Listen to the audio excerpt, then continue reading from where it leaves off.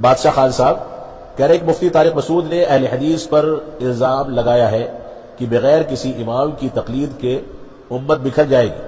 کہتے ہیں کہ اہل حدیث بھی تقلید کرتے ہیں اور اہل حدیث کے آپس میں اختلافات بہت ہیں. اہل حدیثوں کے بارے میں گمراہی پھیلا رہے ہیں. ان کے الزامات کی وضاحت کیجیے. جزاک اللہ خیرا. دیکھیے مفتی طارق مسعود صاحب اس وقت فتنہ پروری پر اترے ہوئے ہیں. جماعت اہل حدیث میں اور جماعت اہل حدیث کے علماء میں آپس میں کوئی اختلاف نہیں ہے. اگر کہیں اختلاف ہے تو ادارتی اختلاف ہے، تنظیمی ڈھانچے کا اختلاف ہے، لیکن منہجی اختلاف نہیں ہے. آپ ہندوستان میں، پاکستان میں، دنیا کے کسی بھی خطے میں کسی جماعت اہل حدیث کے عالم سے کوئی علمی مسئلہ پوچھیں گے تو جواب وہی ملے گا جو یہاں ملے گا، وہی جواب وہاں ملے گا. جواب میں کوئی اختلاف نہیں ہوگا، کیونکہ جماعت اہل حدیث کا مرجع و مصدر قرآن و سنت اور منہج صحابہ ہوتے ہیں. تو ایک بات تو یہ ہے. دوسری بات یہ ہے کہ اہل حدیثوں کا کوئی امام نہیں ہے، جیسا کہ انہوں نے کہا اہل حدیثوں کا کوئی امام نہیں ہے، اور وہ یہ اتہام لگاتے ہیں. یہ فضول بات ہے. اہل حدیثوں کے امام رسول اکرم صلی اللہ علیہ وسلم ہے اور صحابہ کرام ان کے لیے اسوہ ہے. یہ اتہام طارق مسعود صاحب کا فضول ہے. وہ اس طریقے سے لوگوں کو منطقی گفتگو کر کے دلائل کی بنیاد پر کوئی گفتگو نہیں کرتے، منطقی باتیں کر کے لوگوں کو گمراہ کرتے ہیں. یہ غلط طریقہ ہے. ان کو اس سے توبہ کرنی چاہیے.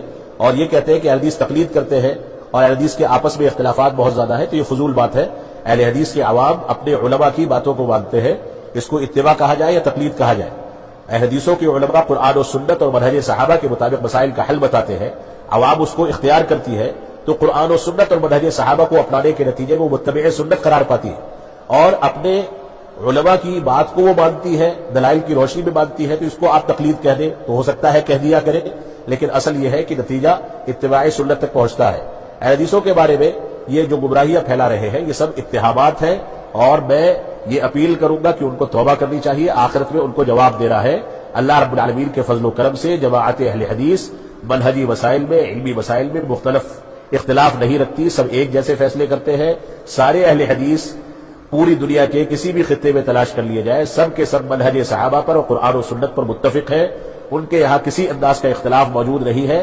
اور یہ رب کائنات کا بہت بڑا احسان ہے کہ دنیا کے اندر ایک ایسی جماعت آج تک موجود ہے جس کے بارے میں رسول اکرم صلی اللہ علیہ وسلم نے پیشین گوئی فرمائی تھی کہ لا تزال طائفۃ من امتی ظاہرین علی الحق لا یضرهم من خذلهم حتی یأتی امر اللہ، کہ میری امت کا ایک گروہ قیامت تک حق پر قائم رہے گا یہاں تک کہ قیامت قائم ہو جائے، اور ان کو نقصان پہنچانے والے نقصان نہیں پہنچا پائیں گے.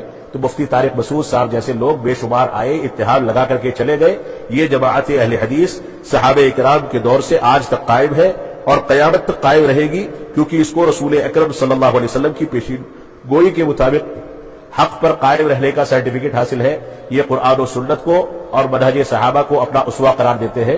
یہ کسی امام کی تقلید نہیں کرتے، کسی امام کے پیچھے دوڑ کر کے ایسی باتیں نہیں کرتے جو باتیں قرآن و سنت یا منہج صحابہ سے ٹکراتی ہو، جبکہ فقہ حنفی میں ہزاروں ایسی باتیں ہیں جو منہج صحابہ سے یا قرآن و سنت سے ٹکراتی ہے. لہذا توبہ اور رجوع ان لوگوں کو کرنا چاہیے جو لوگ تقلید کرتے ہیں اور قرآن و سنت کے خلاف فیصلے اور فتوے دیتے ہیں. اللہ رب العالمین حق کو ہدایت عطا فرمائے.